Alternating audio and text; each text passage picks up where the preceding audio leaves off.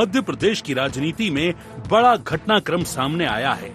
श्योपुर जिले की विजयपुर विधानसभा सीट से कांग्रेस विधायक मुकेश मल्होत्रा का चुनाव रद्द कर दिया गया है।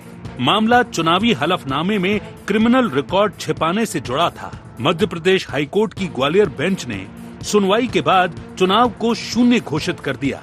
इस फैसले से प्रदेश की सियासत में हलचल तेज हो गई है और कांग्रेस को बड़ा झटका लगा है।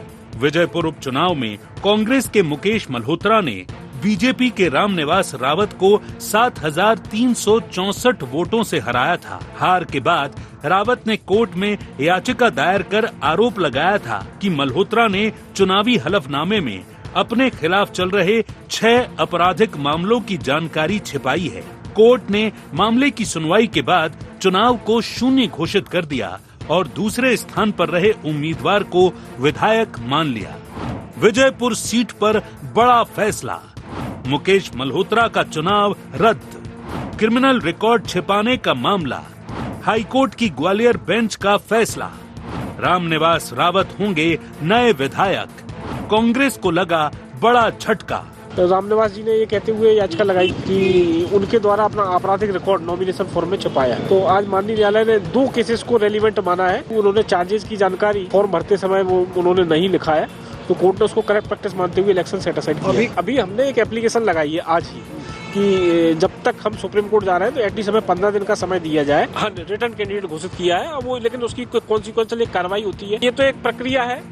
एक फोरम से हमारे खिलाफ फैसला आया, हम दूसरी फोरम में जाएंगे और हमें उम्मीद है कि हम वहाँ सक्सेस होंगे। मुकेश मल्होत्रा जी जो विजयपुर से वर्तमान एमएलए हैं, उनके चुनाव को निरस्त किया गया है। रामनिवास रावत जी को वहाँ से विधायक घोषित किया गया। मुकेश मल्होत्रा द्वारा जो शपथ पत्र नामांकन पत्र प्रस्तुत करते समय पेश किया था, उसमें महत्वपूर्ण जानकारी आपराधिक मामलों के संबंध में छिपाई गई। उसको माननीय उच्च न्यायालय द्वारा सही पाया है कि उनके द्वारा छिपाया गया था, उसके आधार पर चुनाव को निरस्त किया गया। 15 दिन का समय उनको अपील के लिए दिया है। यदि वो अपील में जाना चाहते हैं तो 15 दिन के पश्चात ये आदेश क्रियान्वयन में आएगा। उधर भारतीय जनता पार्टी ने मध्य प्रदेश हाईकोर्ट के फैसले का स्वागत करते हुए इसे लोकतंत्र और कानून की जीत बताया है। बीजेपी नेता रामनिवास रावत ने कहा कि ये न्याय की जीत है। इससे विजयपुर की जनता का सम्मान भी बहाल हुआ है।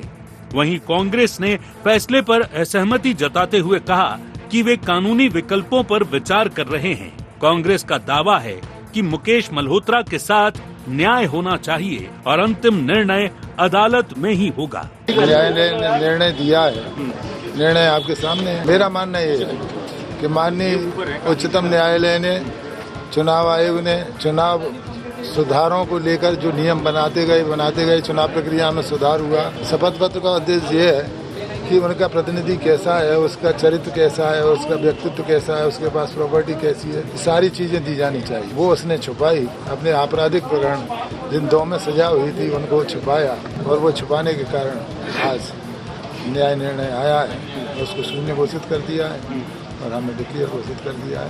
हमें माननीय सुप्रीम कोर्ट पे भरोसा है। हम फिर चुन के आएंगे, सुप्रीम कोर्ट से जीत के आएंगे, फिर विधायक बनेंगे।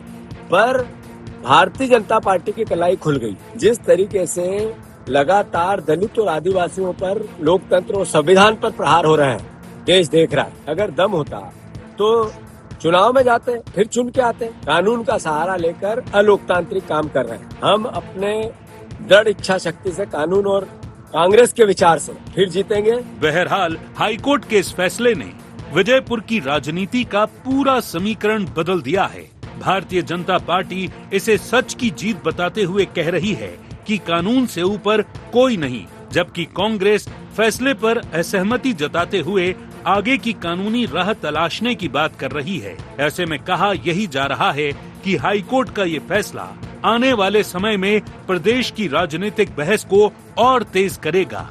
Bureau report, IND 24।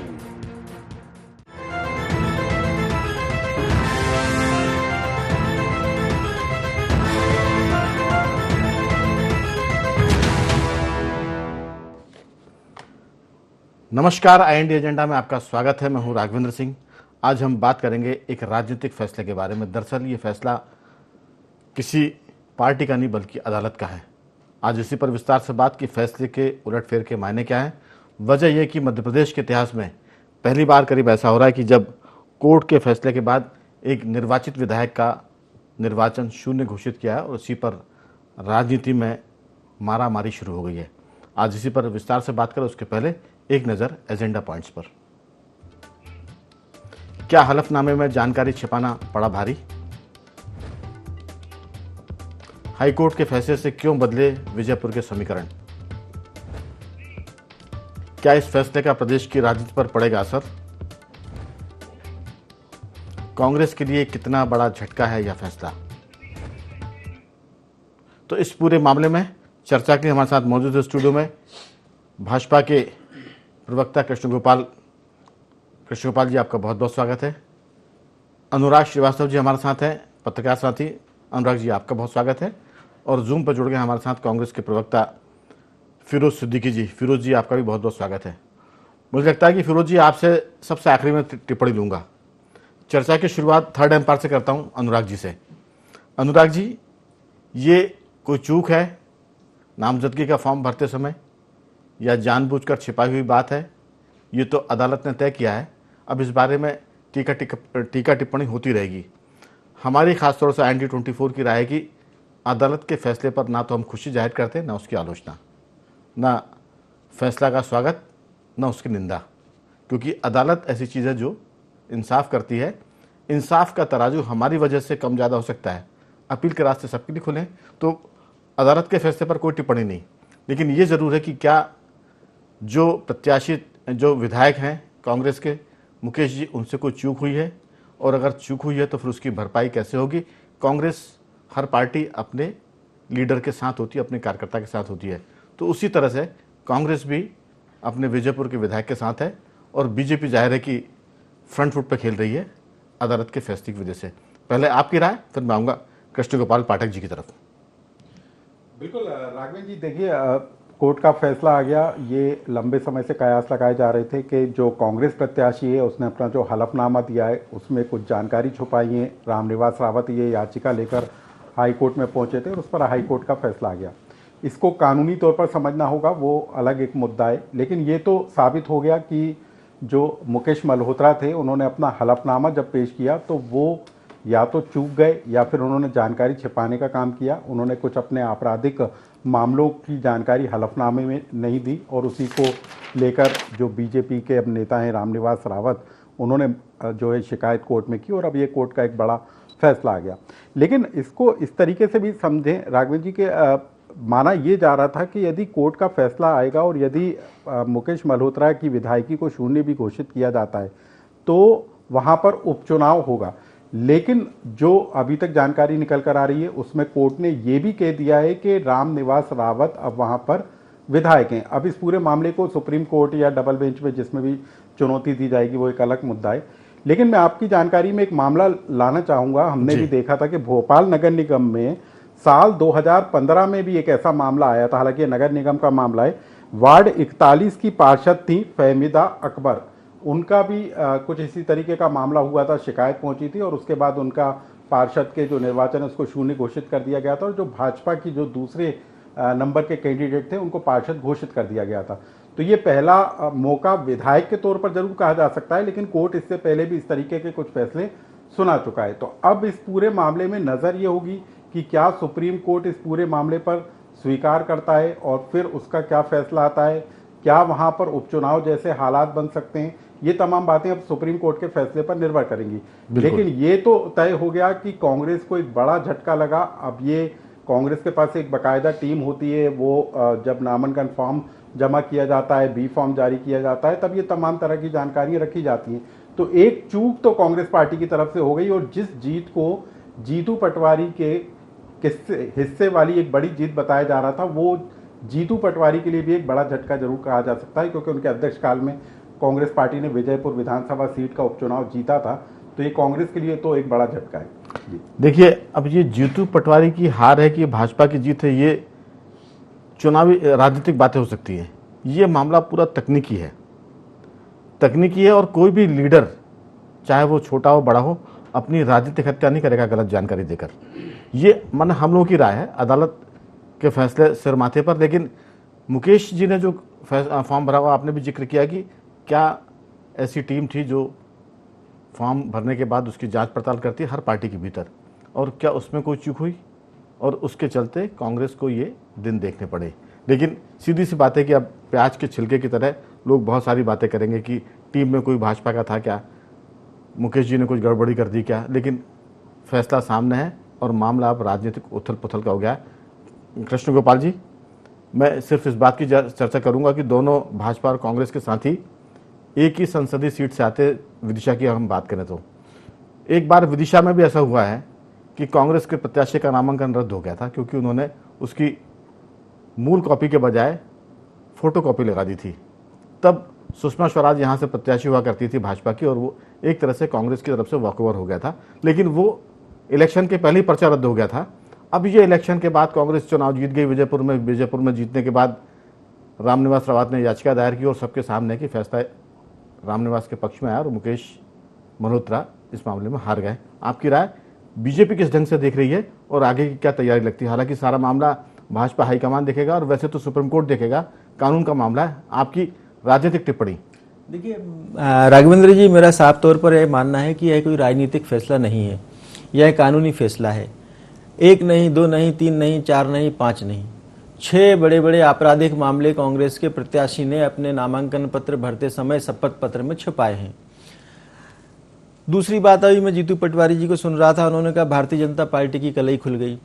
तो जीतू भैया, इसमें भारतीय जनता पार्टी कहां से आ गई और कलई किसकी खुली है? कलई तो कांग्रेस कैंडिडेट की खुली है। उन्होंने 6 आपराधिक मामले छुपाने का पाप जो वहां पर किया है, हम इसको इस दृष्टि से भी ना देखते हुए सामान्य दृष्टि से भी अगर देखें तो एक इस प्रकार की नजीर इस फैसले में कोर्ट को आपराधिक प्रकरण के छुपाने के अपराध में भी यह बनानी चाहिए कि ताकि आगे से कोई इतनी बड़ी राजनीतिक दल का या स्वतंत्र प्रत्याशी अपने आपराधिक प्रकरण या अपने बारे में व्यक्तिगत जानकारी छुपाने का कभी प्रयास ना कर पाए। अभी एक और आपने उल्लेख किया था कि शायद वो 2009 का चुनाव था, कांग्रेस कैंडिडेट ने विदिशा लोकसभा चुनाव में उस समय की तत्कालीन भारतीय जनता पार्टी की प्रत्याशी सुषमा स्वराज जी के खिलाफ बी फार्म की ओरिजिनल कॉपी जमा नहीं की थी। उस समय भी यही मामला था, वो चुनाव नहीं लड़ना चाहते थे क्योंकि वो पहले कई चुनाव लड़ चुके थे, मध्य प्रदेश शासन में मंत्री रह चुके थे, हार चुके थे। उस पर नहीं जाना चाह रहे अपन, सिर्फ इस पर बात, मेरा उल्लेख करने का उद्देश्य सिर्फ इतना सा था कि इस तरह के मामले छोटे बड़े पहले भी हुए हैं, लेकिन ये मामला अदालत से चूंकि हुआ है तो ज्यादा चर्चा का। देखिए, इस प्रकार के जब मामले आते हैं तो निश्चित तौर पर जनता 2 प्रत्याशियों का अंतर करती है। एक तरफ रामनिवास रावत जी थे जो लगातार 6 बार से विधायक रहे, मध्य प्रदेश में बड़े नेता हैं, पहले वो कांग्रेस पार्टी से संबद्ध थे, फिर भारतीय जनता पार्टी में आए। दूसरी तरफ विजय मल्होत्रा जी आए, उन्होंने कांग्रेस पार्टी से चुनाव लड़ा। मुकेश मल्होत्रा जी आए, विजयपुर विधानसभा से, उन्होंने कांग्रेस पार्टी से चुनाव लड़ा। यहाँ पर जनता को निश्चित तौर पर जो मुकेश मल्होत्रा जी ने हलफनामे के माध्यम से अपनी छवि पेश करने का प्रयास किया, वही एक अपराध है।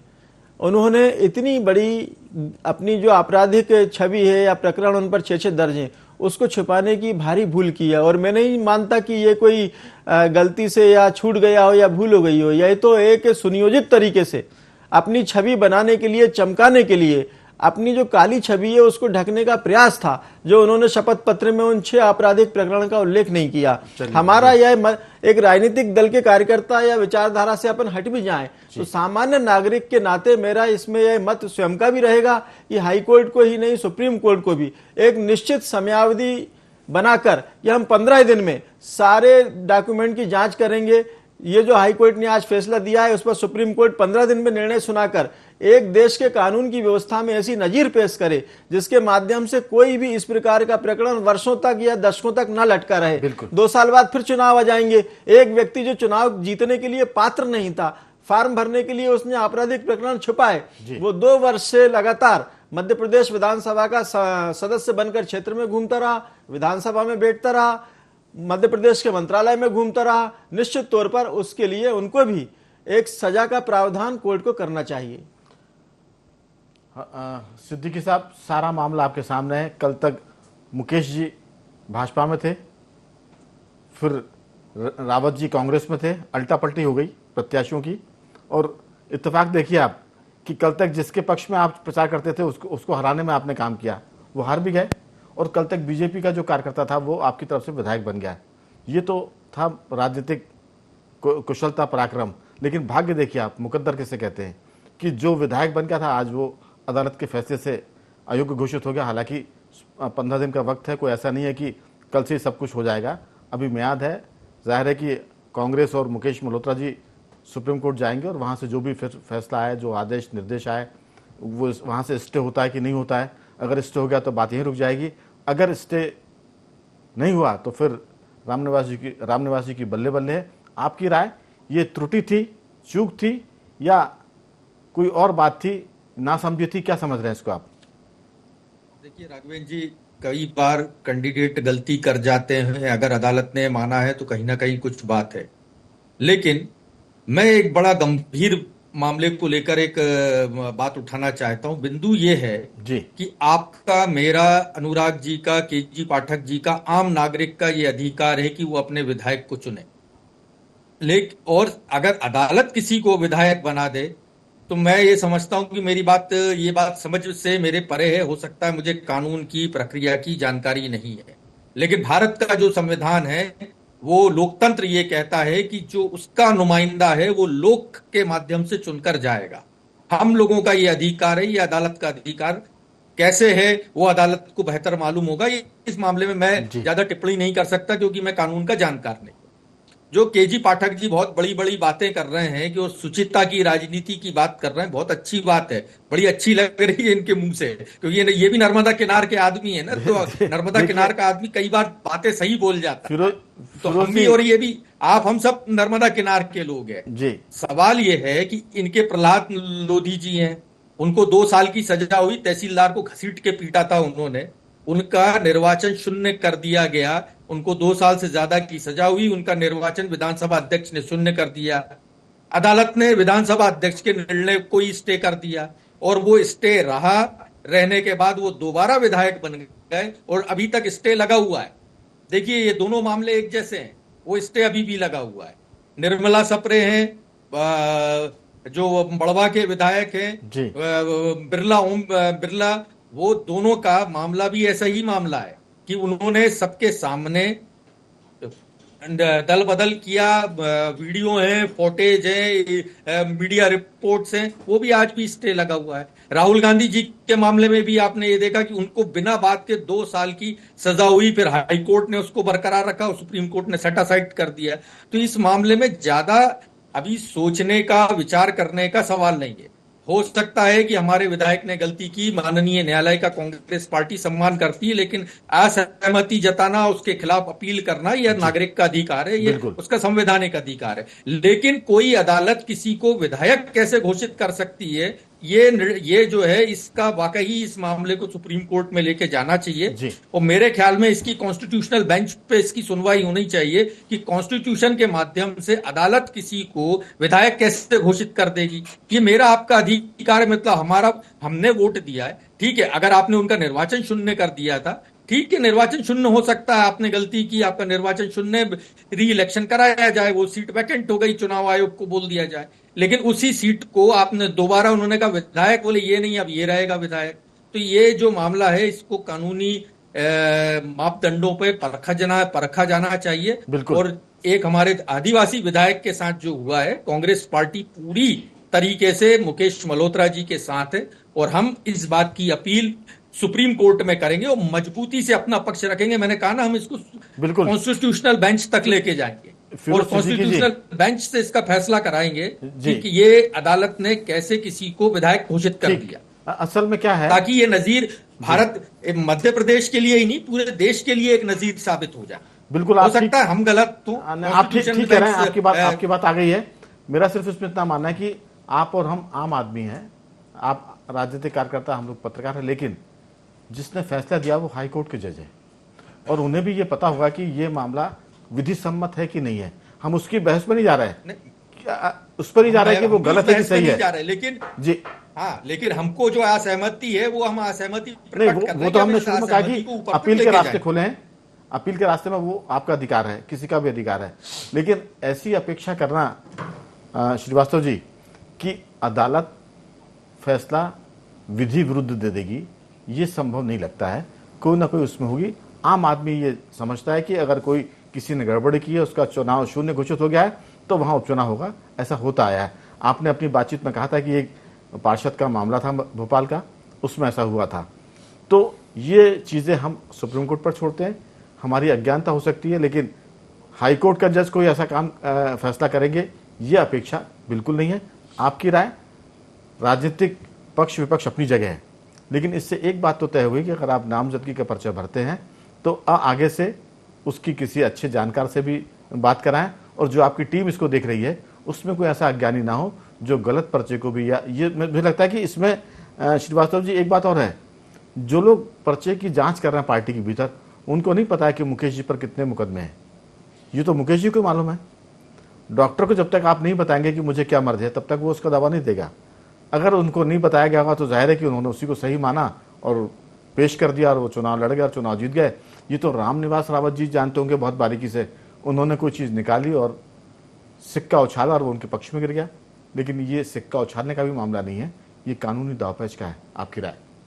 बिल्कुल राघवन जी, देखिए आपने जिस तरीके से जिक्र किया कि जो रामनिवास रावत हैं उनको बहुत लंबा राजनीतिक अनुभव है, वो मंत्री रह चुके हैं, कांग्रेस पार्टी के कार्यकारी अध्यक्ष रह चुके हैं, कई चुनाव लड़ चुके हैं, उनको पता है कि हलफनामा क्या होता है, उसमें किस तरह की जानकारी दी जाना चाहिए।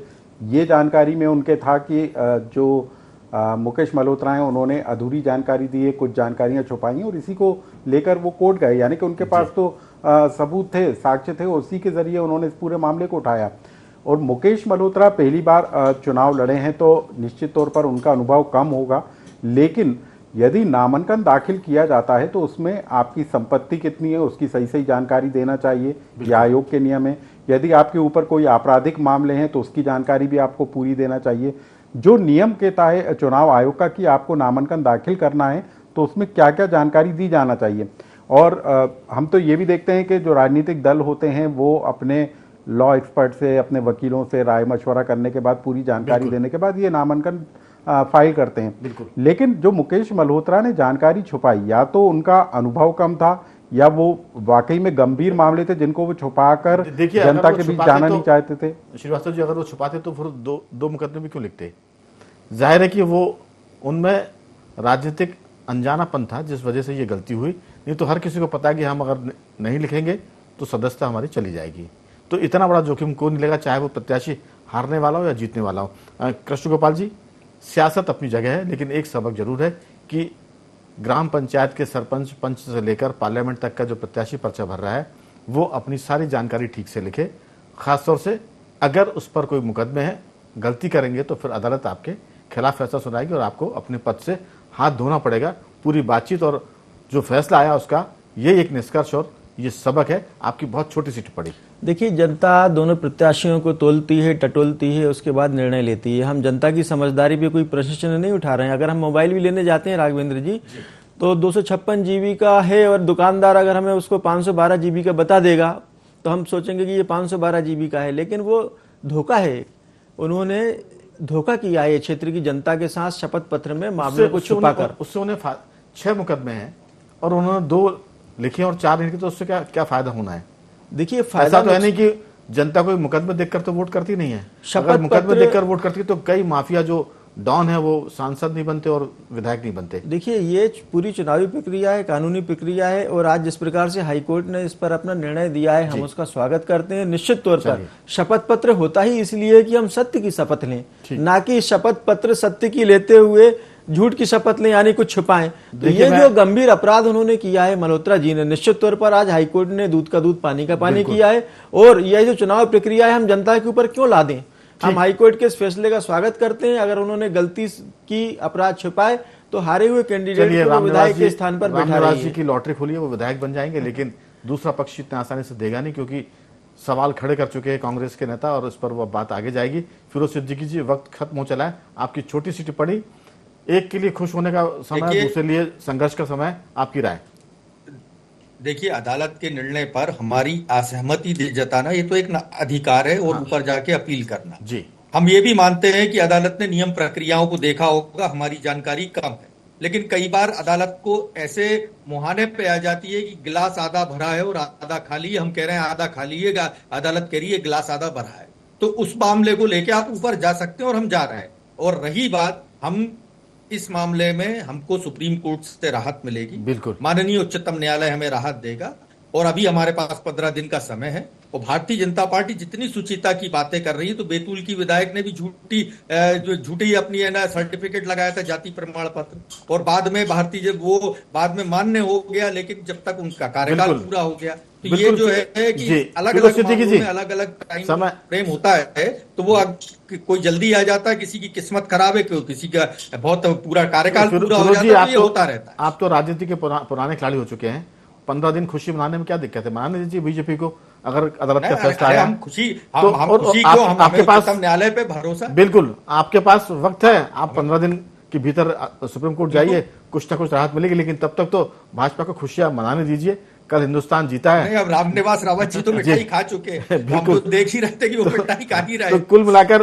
15 दिन की खुशियों के वक्त में आप बीच में अड़ंगे मत लगाइए, जैसे कहते हैं ना, कबाब में हड्डी मत बनिए। सुप्रीम कोर्ट के रास्ते खुले हुए हैं। मैं तीनों मेहमानों का धन्यवाद करता हूं। फिरोज जी आपका बहुत धन्यवाद, श्रीवास्तव जी आपका साथ, और कृष्ण गोपाल जी आपका भी बहुत बहुत धन्यवाद कि आपने एजेंडा में हिस्सा लिया। तो IND 24 में आज इतना ही। बने रहिए हमारे साथ और देखते रहिए IND 24।